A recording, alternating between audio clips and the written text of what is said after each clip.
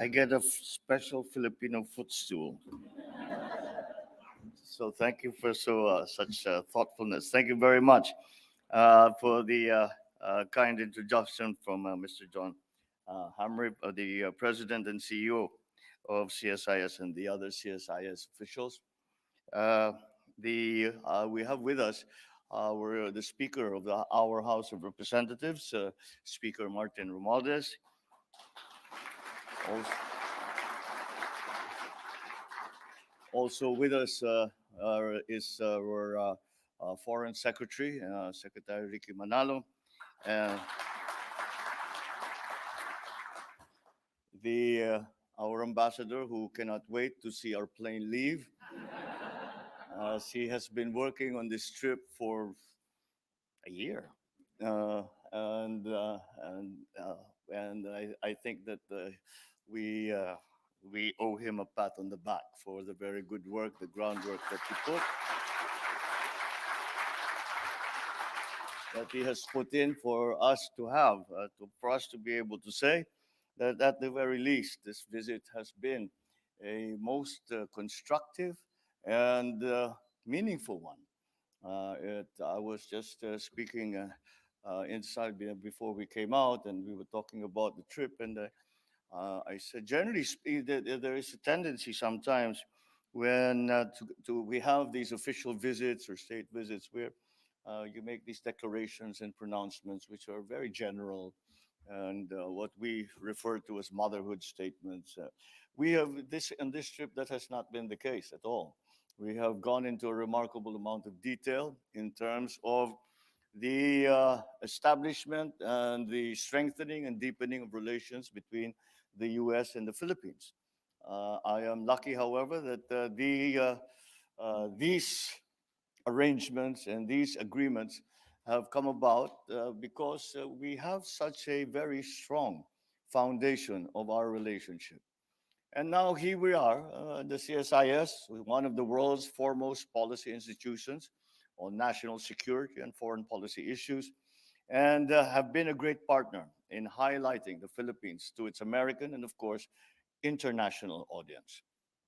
Just 2 weeks ago, our Foreign Affairs Secretary stood before you to provide his perspectives, our perspectives, on the Philippines' deep bilateral ties with the United States, as well as our country's place in the Indo Pacific and in the world. Today, I would like to delve into what I think our two countries and peoples have been and will continue to be naturally drawn to each other. I dare say that in a similar vein, the future of the United States will hold more promise if the US works closely, hand in hand, shoulder to shoulder, in lockstep with the Philippines. The answer is simple and more fundamental even than our almost 72 years of treaty alliance. What truly binds our two countries and peoples is our shared value and our commitment to mutual prosperity. In May last year, a record 56 million Filipinos exercised their right to vote. True to our roots as the first Asian republic, we showed the world once again that the Philippines remains a bastion of freedom in the Asia Pacific. When I came into office in July last year, I promised to uphold these same values to ensure that democracy delivers for every Filipino, especially while we still reel from the lingering effects of the pandemic and the ripple effects of even the crisis in Ukraine and to the Philippines and to the global economy. My father once said, "Of what good is democracy if it is not for the poor?" He was absolutely right. I'm quite certain that you will all agree that this is the very same principle behind the Biden Harris administration's national and foreign policies. Our two countries are drawn to each other because we recognize that in order to achieve our common goal of peace and prosperity for our peoples, we need to work with like minded partners. It is therefore not surprising that over the past 20 months, in particular, our two countries have seen a steady exchange of official engagements at all levels of government. This includes my first meeting with President Biden on the sidelines of the UN General Assembly in New York, and this visit, the first by a sitting Philippine president to the United States in over 10 years. I do not know quite how that developed that way, as that has not been the case in the past, but we are back on our normal road of partnership, being working together hand in hand. Together with our most senior cabinet officials, President Biden and I had frank and open discussions on where we are in our bilateral relationship and where we want our alliance and our partnership to bring us, particularly in terms of addressing the most pressing challenges confronting our two countries today. We noted that the food, water, and energy crises, climate change, terrorism, transnational organized crime, they have all become enormous and complex challenges, not only for the smaller countries such as the Philippines, but even for the large countries and great powers like the United States.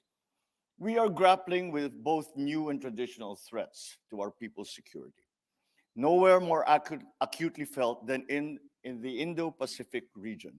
And the Philippines sits squarely at the heart of the Indo Pacific region. It is for this reason that I called for evolving our alliance to make it more responsive to present and emerging challenges. It is because national security is no longer simply about territorial defense. Economic security is national security. After some fits and starts in the nearly 125 years since its independence, the Philippines is poised to achieve upper middle income status in 1 or 2 years' time. We are projected to become the 16th largest economy in the world by 2040. For our more than 100 million Filipinos, ensuring their economic well being and uplifting their quality of life has always been the priority of this administration. We continue to work on finding synergies and aligning our efforts to sustain our economic momentum and secure inclusive development by expanding cooperation in key areas such as agriculture, energy, infrastructure, and to mitigate and adapt to the effects of climate change, to navigate and manage regional and global security challenges.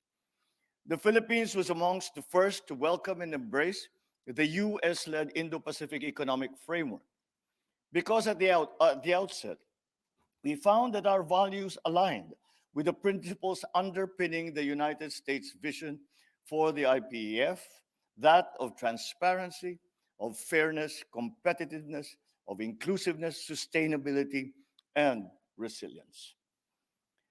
One could argue that the Philippines and the United States are natural strategic trade and investment partners.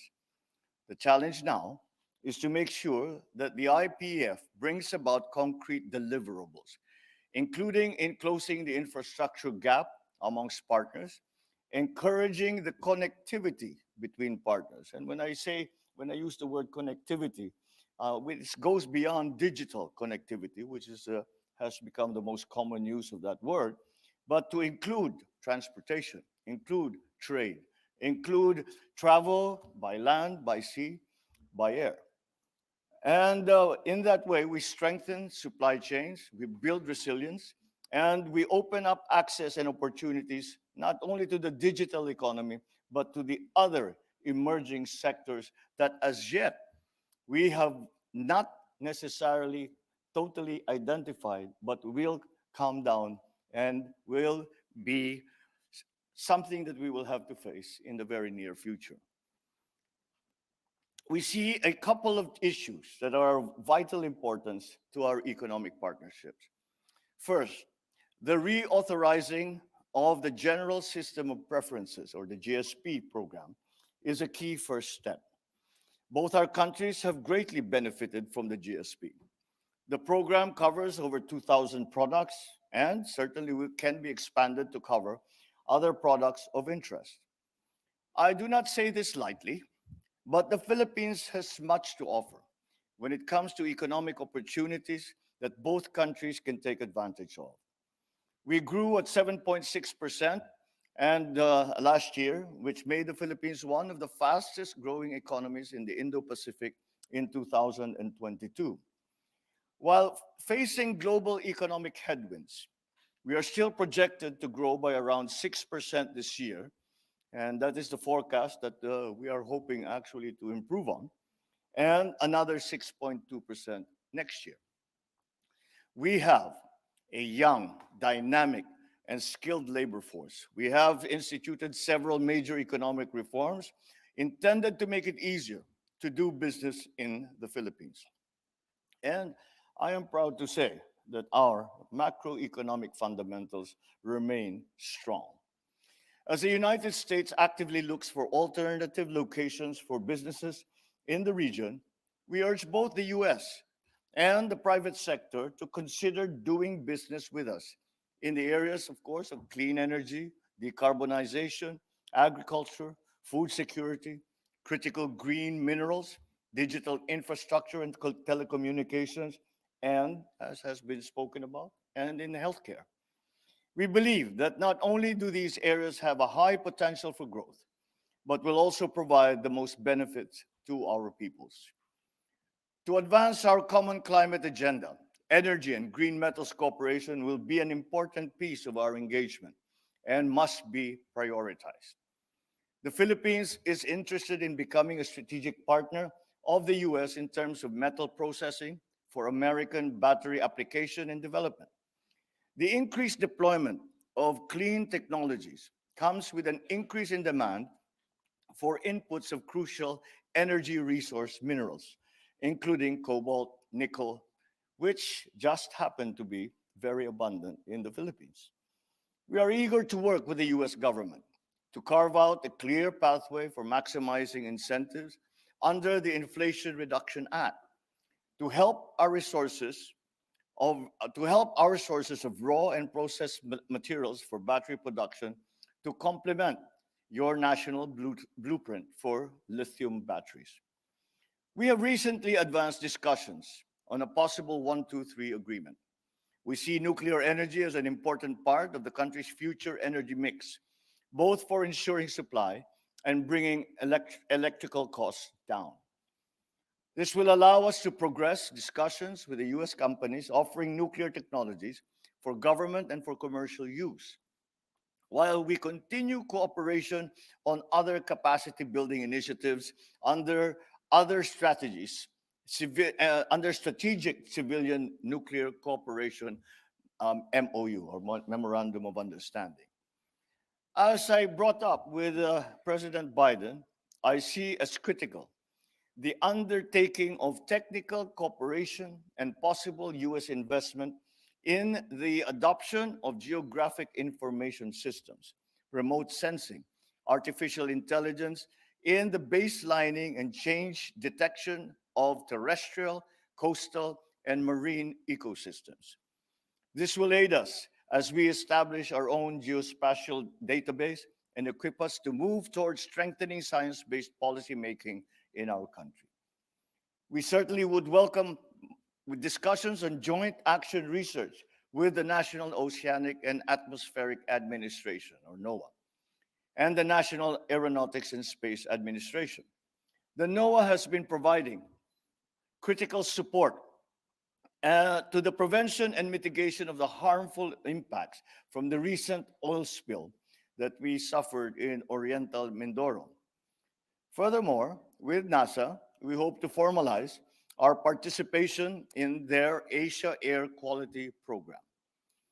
Recognizing that the weather sector has the opportunity to lead the change and to deliver transformative solutions in our quest for climate resilient and sustainable development, we likewise encourage the exchange of knowledge on integrated water resource management and opportunities for joint transdisciplinary action research, with particular focus on the nexus between climate change, biodiversity conservation, and food, energy, and water security.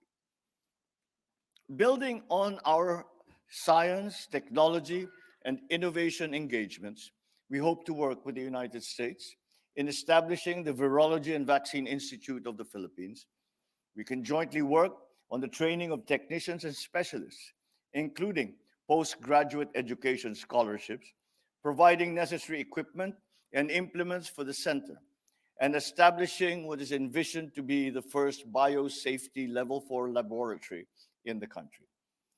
We look forward to welcoming pharmaceutical companies open to taking advantage of incentives in using the Philippines as a base for their vaccine manufacturing and distribution operations.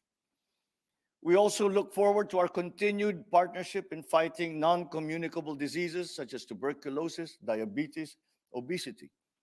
We will require massive investments in the human, physical, and technological resources of the Philippine Genome Center, including access to artificial intelligence tools, training of technicians and of scientists, equipment, and relevant research. There are existing cooperative projects that can be built upon or expanded. We also hope to partner with the U.S. Geological Service in training, research, and projects to support our efforts in making a holistic intervention for protecting our coastal areas by targeting environmental degradation in the uplands that impact upon our coastal ecosystems, such as through sedimentation, by restoring the shoreline and protecting marine ecosystems. The United States consistently ranks amongst our top 3 trading partners and top 10 sources of foreign direct investment. We are proud that many U.S. companies, including those in the Fortune 500, have found a home in the Philippines, and hope that more companies would look to us as they diversify and reconfigure their supply chains. My friends, ladies and gentlemen, I make this case for forging closer economic ties because creating prosperity and realizing human potential will not only make the Philippines a more reliable alliance partner for the United States, it will also strengthen our democracies. A bilateral partnership that works for our peoples will in turn attract the support that it needs to thrive, creating a mutually reinforcing circle of trust, one that will truly bring our alliance, our partnership, and our friendship into the 21st century. Thank you all very much for your attention, and good afternoon.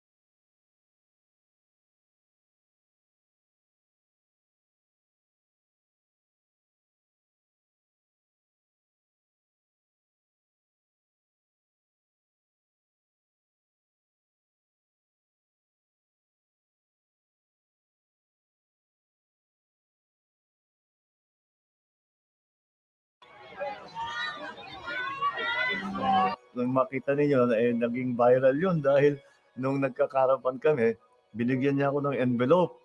Nagpasalamat lang ako. Pero nung umaandar na yung caravan, binuksan ko. Tapos nakita ko pera ang laman. Tinigil ko muna yung caravan, hinanap ko siya.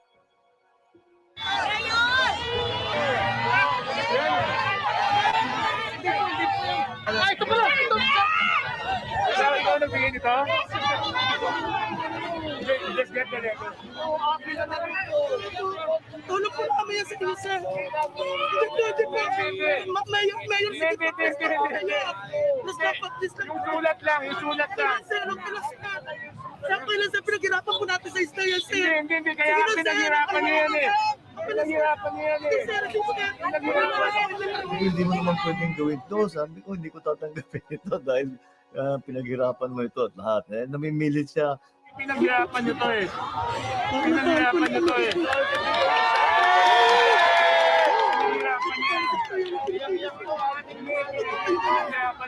Pero in the end, sinama na lang namin doon sa caravan. Sabi namin, yan na lang ang kailangan namin yung kampanya na lang. Mahal po namin kayo, mahal po namin.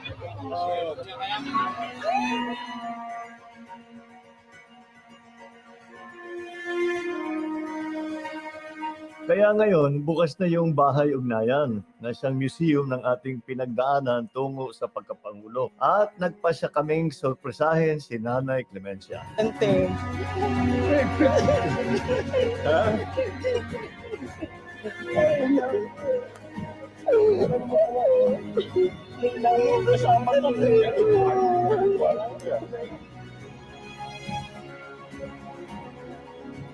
Tignan mo ito, oh. Tignan mo ito, naalala mo ito? Ayan. Hinahanap natin.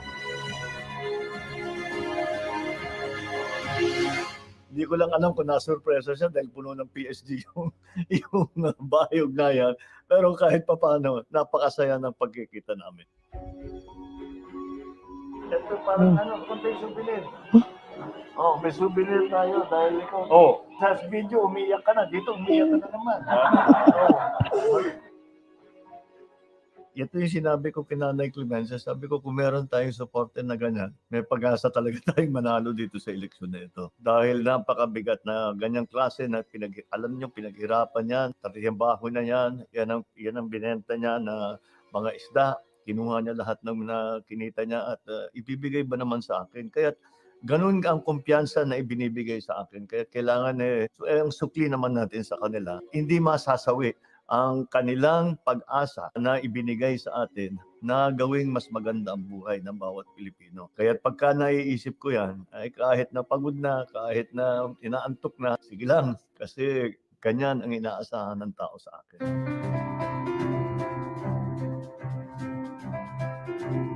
Patapos na po ang buwan ng Hunyo. At tayo ay nasa kalahati na ng 2023. Napakabilis talaga ng panahon. Bukod sa buwan ng kalayaan, ay may iba pa tayo mga ginugunita at pinagdiriwang ngayong buwan ng Hunyo. Kaya't bago matapos ang buwan na ito, ay ating bigyan halaga at pansin ang mga makabuluhang okasyon na ito. Una na siyempre ay ang Pride Month. Ito ang pagtataas natin ng bandera ng ating mga LGBTQ+ community. Mahalaga na patuloy ang pagsuporta, pagrespeto at pagkilala sa kanilang mahalagang ginagampanan bahagi sa ating lipunan. Ang kanilang di matatawarang kontribusyon sa iba't ibang larangan, nakikipagsabayan sa kanino man, ang mga responsible at walang kapagurang tagapagtaguyod ng kanilang pamilya at tahanan. Palakpakan natin sila at ipagmalaki dahil sa kanilang pagsasabuhay ng husay at galing ng ating mga Pilipino. Sa bagong Pilipinas, ang Pilipino ay malaya.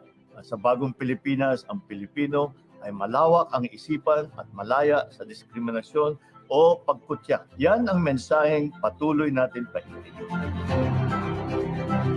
Ang susunod natin ay ang tinatawag na Arbor Day. Ang akala siguro ng mga pwedeng mang-arbor ng mga kagamitan sa araw na ito. Hindi po yun ang ibig sabihin niya. Ang Arbor Day na ginugunita tuwing June 25 ay ang kampanya para sa pagpapahalaga sa ating mga puno. Sa pamamagitan ng pagtatanim ng mga puno at halaman, ang Arbor Day ay sineselebrate bilang bahagi ng patuloy na pag-aayos at pag-alaga ng ating kagubatan at kalikasan. Ngayong panahon na mas maramdam na ang epekto ng climate change, mahalaga na ang bagong Pilipino ay mas mapagmahal sa kanilang June 25 din ang pagdiriwang natin Seafarers Day. Maligayang araw ng mga mandaragat, ang ating mga mahuhusay na seamen na talaga namang hinahanap at pinag-aagawan sa buong mundo. Mapa cruise line man o shipping line o tanker o anuman, ang husay ng Pilipinong seafarer ay katangi-tangi. Magaling makisama, marunong mag-English, magaling at madiskarte at higit sa lahat, masipag at magana. Ang industriyang ito ay kailangan suportahan at protektahan upang mapanatili ang kalidad ng kakilala sa buong mundo. Training, certification at ibang compliances.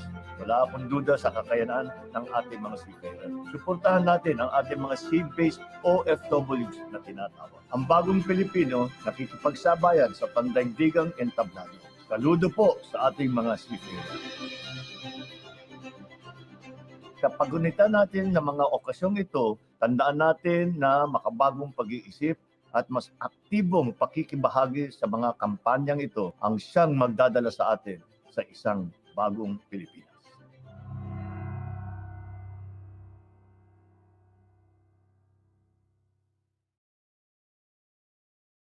Hi guys, once again, thanks for watching.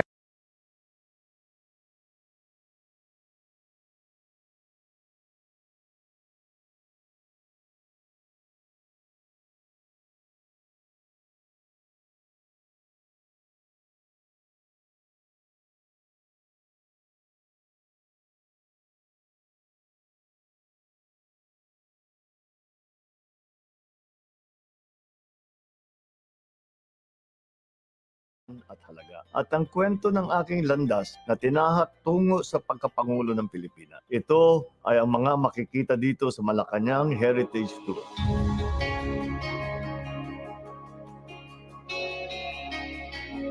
Inorganisa ito ng ating mahal na First Lady. Itong Heritage Tour na ito para bigyang pugay ang napakahalagang institusyon ng panguluhan ng ating bansa. Siyempre, kung magkakaroon ng museum para sa mga naging presidente ng bansa, dapat ay inisyatibo ng palasyo. Napansin din namin na ang museum ay nasa loob ng Malacanang. Kaya mahirap puntahan dahil hindi naman makapasok ang tao. Hindi ngayon na ma-maximize yung ating museum. Kaya minabuti natin buhayin muli ang mga ilang napabayaang property sa labas ng Malacanang para magkaroon naman tayo ng ganito. Ang una ay yung bahay ugnayan. Nandito yung kwento natin. Road to Malacanang, kung tuwagin. Mula sa aking pagkabata hanggang sa pumasok na tayo sa buhay lingkod bayan, pati yung kampanya. Lahat ay nandyan. Pagdating ko pa lang, ay para na rin kampanya. Nalubong tayo ng ating mga long-time supporters at napakaganda makita ko sila ulit na napakatagal na hindi kami nag-uusap. Dati araw-araw kaming magkasama. Siyempre, pagka nandyan na, nagsisigaw sila, Pbbm, para nabalik na tayo dun sa kampanya, parang nasa rally. Nung umiikot kami doon sa ugnayan, lahat ng makita ko may kwento. Sabi ko, ito nangyari ito, nagkaroon kami ng ganito, ito yung nasa Nabotas kami, ganito, ito yung sa Cavite, ito yung sa Paranaque. Bumabalik lahat ng istorya dahil alam nyo naman, pagkakampanya, mabilis ang galaw at hindi masyado nating iniisip kung ano yung pangyayari. Iniisip mo na lang, saan ako pupunta, saan susunod. Ito yung nabigyan tayong pagkakataon na balikan ang mga memories. Nakakatawa, nakakaiyak, nakakainis, nakakataba ng puso na kwento sa likod ng kampanya.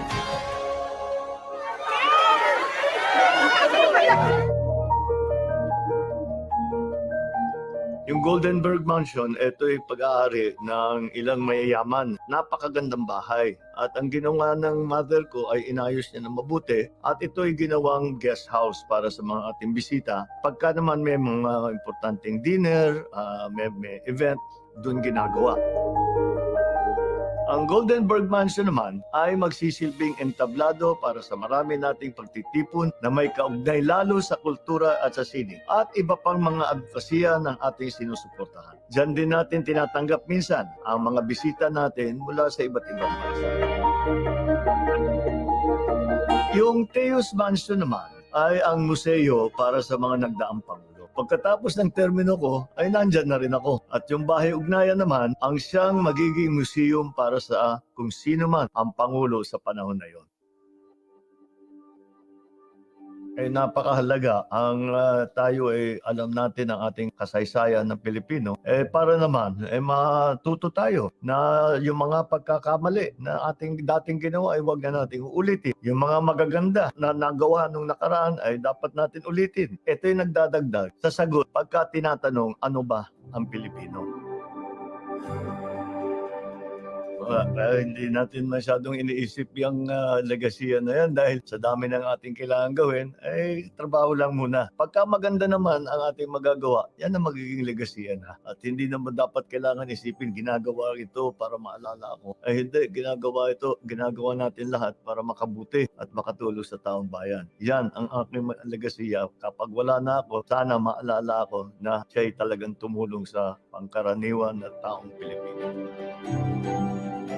Wala pong bayad ang makapasok dito sa Malacanang Heritage Tour dahil ito ay para sa lahat. Kaya inaanyayahan namin kayo, lalong-lalo na ang mga kabataan. Dumalaw na kayo at tuklasin ang mayaman na kasaysayan ng Malacanang. Sa ating pagbabalik tanaw at pagbibigay pugay sa legasiya ng mga nakaraan, ito ay ang magsisilbing gabay tungo sa isang bagong Pilipinas.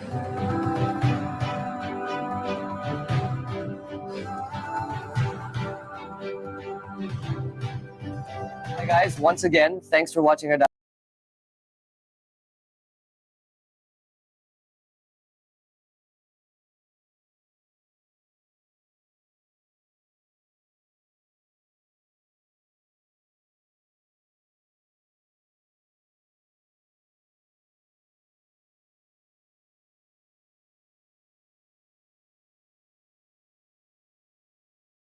Hawaii kami. Naging malapit kami.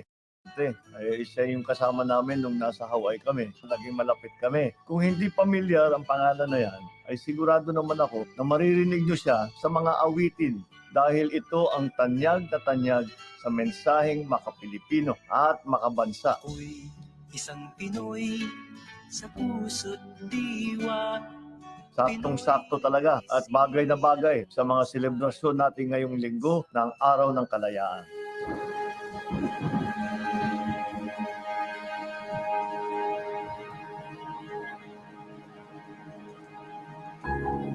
Isang maulan na araw ng kalayaan ang bumungad sa ating ng Lunes. Pero gaya ng ating mga ninuno ay inilaban natin ito at pinagbigyan naman tayo ng panahon at nairaos natin ang flag raising at pati na ang counting programa at parada na hinanda natin. 125 years since the Declaration of Independence in Cavite, it is appropriate to pause to reflect on how far we have come from that profound transformative event in our history. Ours is a government peopled by men and women of laws. We have a legal framework firmly in place that can enforce public order and bring justice. 125 years on, we will view our nation's development as freedom with more focus and determination. We will strive to remove the unfreedoms. We will aim to feed the hungry, free the bound, and banish poverty.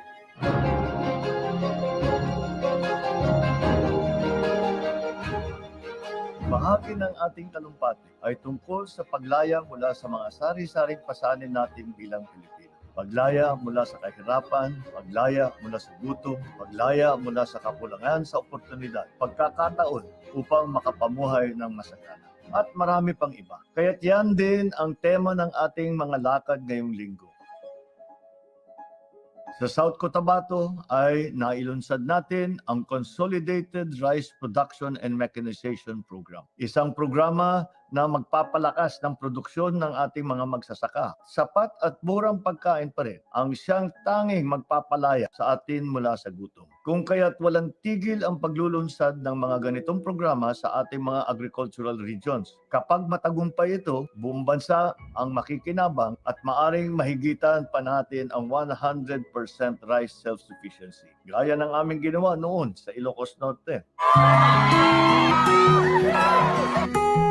Ang paglayang mula sa kahirapan ay isang patuloy na digmaan na hinaharap ng ating pamahalaan. Kaya't ang distribusyon ng tulong na pansamantalang umaalay sa ating mga kababayan ay hindi mawawala. Ito ang mga agarang lunas na nakakapagdala ng ginhawa sa libo-libong pamilyang Pilipino. Pero itong distribution program natin ay naiba dahil hindi lang ito pagbibigay ng ayudang salapi. Nagbibigay tayo ng kabuhayan at ng panghanap buhay. Nariyan ang mga makinarya mula sa Department of Agriculture, mga harvester, rice seeder na magagamit nila sa kanilang pagsasaka. Kasama rin sa aming distribution caravan ay ang Department of Labor and Employment o DOLE. Dala-dala naman ang Integrated Livelihood Program at Government Internship Program, mga programang panghahanap buhay. Ganon din ang DTI na may pangkabuhayan sa pagbangon at ginhawa program. Ang TESDA naman ay may scholarship certificate, scholarship ng training for work program. Lahat ng ito sa isang lugar lang namin inilagay nang sa gayon mas madali para sa ating mga kababayan. Ito ay hindi lang mga ayuda na salapi, kundi ayuda ng pagkakataon para sa mamamayang Pilipino na mabigyan sila ng pagkakataon makapaghanap buhay at hindi lang umaasa na tumatanggap ng biyaya. Dahil ang nakikita natin dito sa panahon ng kahirapan, ang ugali ng Pilipino ayaw nilang umaasa at basta nag-aantay na lang ng ayuda, nag-aantay na lang ng tupad, nag-aantay na lang ng AIX. Ang Pilipino, nasa ugali talaga natin ay masipag tayo, mas maganda para sa bawat Pilipino na sila'y nagtatrabaho, na meron silang asahan, nakikitain, at meron silang pag-asa na mas gumanda pa ang kanilang mga hanap buhay. Ganyan talagang Filipino mentality. Mas gusto nilang magtrabaho kaysa na umasa na lang sa ayuda. Ito ay halimbawa na sa kulangan ng mga oportunidad na makapamuhay.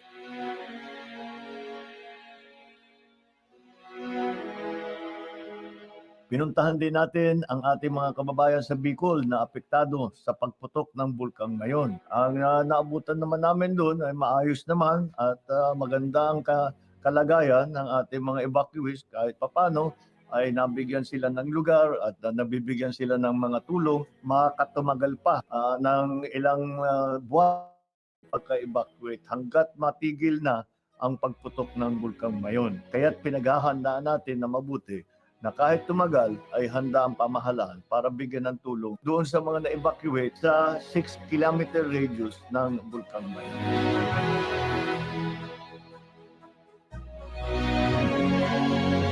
Ang kalayaang magkaroon ng masaganang ekonomiya at pamumuhay ay bahagi rin ng inaasam pa nating kalayaan sa tulong ng ibang bansa, lalo na sa kalakalan ng investment o pagpasok ng mga negosyo. Dala-dala nito mga trabaho para sa Pilipino. Kasangga sa pananatili ng kapayapaan sa rehiyon o maging sa pangangalaga sa ating mga OFW, ang masiglang pakikipag-ugnayan natin sa kanila ay susi natin sa makabagong panahon.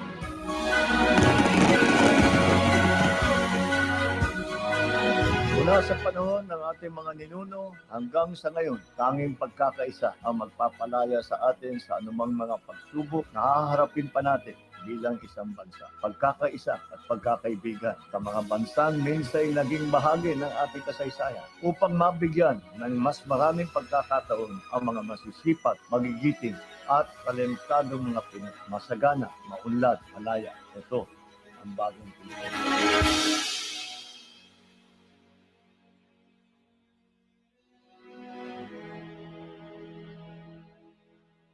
Hi guys, once again, thanks for watching our dad's vlogs If you want to see more, remember to share, Like, and subscribe.